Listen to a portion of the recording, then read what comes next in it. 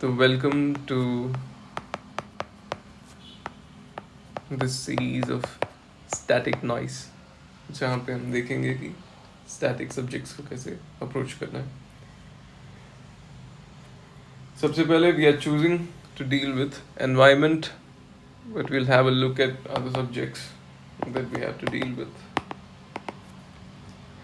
Economics, इसका Mrinal sir के notes आ चुके हैं बाहर। अगर रिसोर्सेज चाहिए तो मैं एक टेलीग्राम लिंक यहाँ पे भेज दूंगा। हिस्ट्री, ज्योग्राफी, इसके हमने अलग अलग, सबने अलग अलग रिसोर्सेज यूज़ किए होंगे। किसी ने जीसी लियोंग पढ़ा होगा, किसी ने सुदर्शन सर के क्लासेस देखे होंगे, किसी ने PMFIS के PDFs पढ़ने की कोशिश की होगी।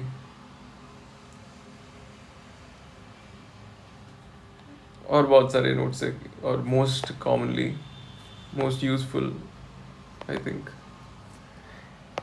NCERT,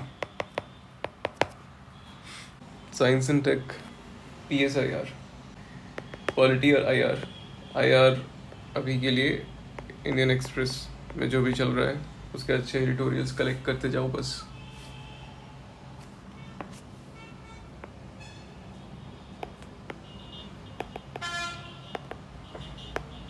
एंड ऑल्सो रीड, पढ़ के कलेक्ट करना जो अच्छी चीज़ें होती हैं वो। और पॉलिटी, ये तो कोर सब्जेक्ट है। हिस्ट्री अपने को स्टैंडर्ड बुक्स हमने जो पढ़ी होंगी उन्हीं को रिपीट कर सकते हैं। जो भी तमिलनाडु टेक्स्ट बुक्स एट्सेट्रा मैंने वो सब नहीं पढ़ी। मैंने सिर्फ अपने NCERT के वो जो पुराने ancient India, RS Sharma, medieval India और मॉडर्न स्पेक्ट्रम, ये तीनों ही किए हैं। अब मुझे लग रहा है कि ये ऊपर वाला जो एंशिएंट वाला पार्ट है वो बहुत सैचुरेट हो गया, उसमें पता नहीं कहाँ कहाँ से क्वेश्चंस आ रहे हैं, तो उसका कुछ खोज करना पड़ेगा। और ठीक है, उसके बारे में बाद में आएंगे, इसमें भी बाद में आएंगे। अभी बस आज तो एनवायरनमेंट का देखेंगे, ये सब ऐसे ही डिस्कस कर रहे हैं। Science and tech, science and tech, ये करंट अफेयर्स कंपाइलेशंस में से मिस नहीं होना चाहिए कभी, इसको भी देखेंगे। एनवायरनमेंट के बारे में मैंने ये सोचा है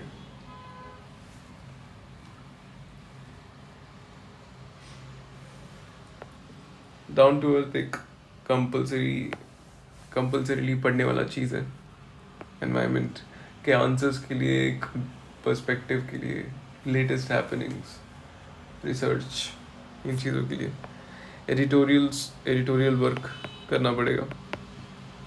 और जो स्टैटिक पोर्शन है उसके बारे में देखते हैं। स्टैटिक पोर्शन में इकोलॉजी आता है, which includes biology and biodiversity related things, ये इकोलॉजी में आ जाता है। और दूसरा जो बचता है वो है पोल्यूशन, तीसरा क्लाइमेट चेंज। 3 पार्ट्स हैं, biodiversity, pollution and climate change, plus ecology, biology. तो ये चीज़ें, इकोलॉजी तो NCERT टेक्स्ट बुक्स पढ़नी पड़ेगी उसके लिए, ये बेस्ट है इकोलॉजी के लिए।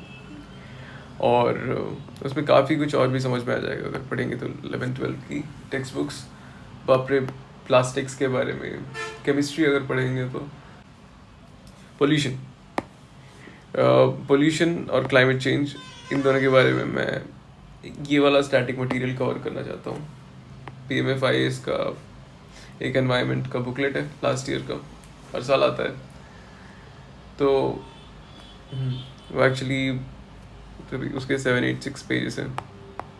अब पेजेस पे आ जाते हैं, बुक्स को चूज़ कर लिए तो। और एडिटोरियल्स करने थे, और डाउन टू अर्थ हर महीने के 2 आते हैं, है ना, तो ज़्यादा नहीं है। और एडिटोरियल्स और करंट अफेयर्स तो होते ही हैं, बट अभी अपन मेनली स्टैटिक के बारे में बात कर रहे हैं। पेपर्स पढ़ते रहेंगे, करंट अफेयर्स का मटेरियल पैरेलल करंट अफेयर से डील करने के लिए एक और प्रोग्राम रन करना पड़ेगा। तो PMFIS के 786 पेजेस और NCERT फॉर इकोलॉजी। अब उसमें से कौन से, ये वो इतना स्पेसिफिक मैं नहीं बताऊंगा, आप खोजो कि कौन सा रेलेवेंट है कौन सा नहीं है, मैं भी खोजूंगा। Indian Express, down to earth, इसके 2 मैगजीन्स आते हैं हर महीने, और इंडियन एक्सप्रेस। इंडियन एक्सप्रेस ये डायनेमिक चीज़ है, इसमें करंट अफेयर्स का वो तड़का है। इसको आप कैसे पढ़ोगे, कैसे उसके नोट्स बनाओगे, कैसे एक जगह रखोगे, कलेक्ट करोगे, उस पर डिपेंड करेगा कि आपकी खिचड़ी कितनी अच्छी पकती है। तो खिचड़ी पकानी है इंडियन एक्सप्रेस से ये ले लेके। ऐसा नहीं है कि ये हर दिन मतलब मिस हो गया कोई दिन, तो मतलब रूटीन ही गड़बड़ा गया, कुछ और नहीं कर पा रहे उसके बाद, तो ऐसे नहीं है ना। इंडियन एक्सप्रेस कभी खाए, नाश्ता किए, कभी नहीं किए, बॉडी चलेगा, ठीक है, वैसा है, लेकिन ज़रूरी है। तो मैं ट्राई कर रहा हूँ कि सारे चीज़ों को उसकी प्रायोरिटी वेटेज दे सकूँ। तो ये है, अभी आगे क्या करना है is the point.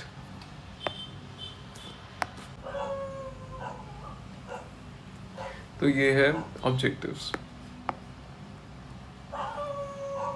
PMFIS 786 pages, NCERT के बुक्स, DTE के editions into 6 months 7 months whatever, Indian Express daily जो चल रहा है, and trying to cover the backlog of past months, current affairs compilations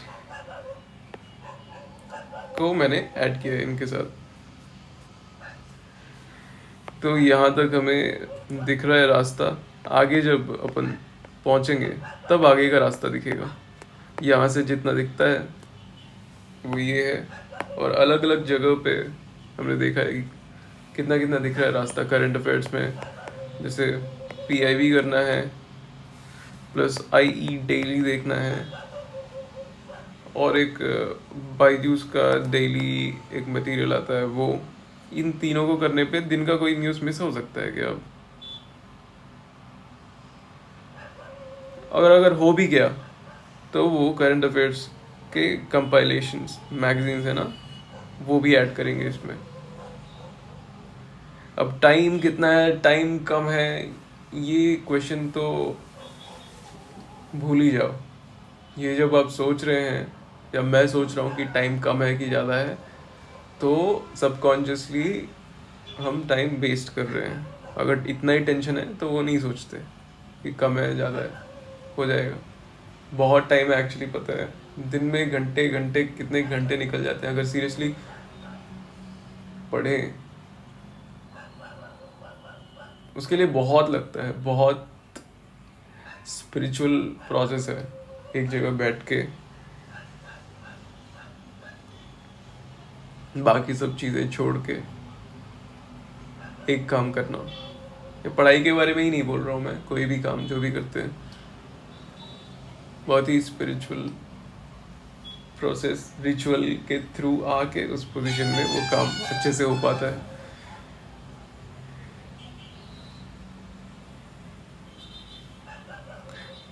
तो यही है फिलहाल के लिए। तो मैंने अभी आगे का रास्ता मैप थोड़ा सा देख लिया, तभी देखते हैं आगे कहाँ पहुँचते हैं, क्या चलता है। तो सी यू, बाय बाय।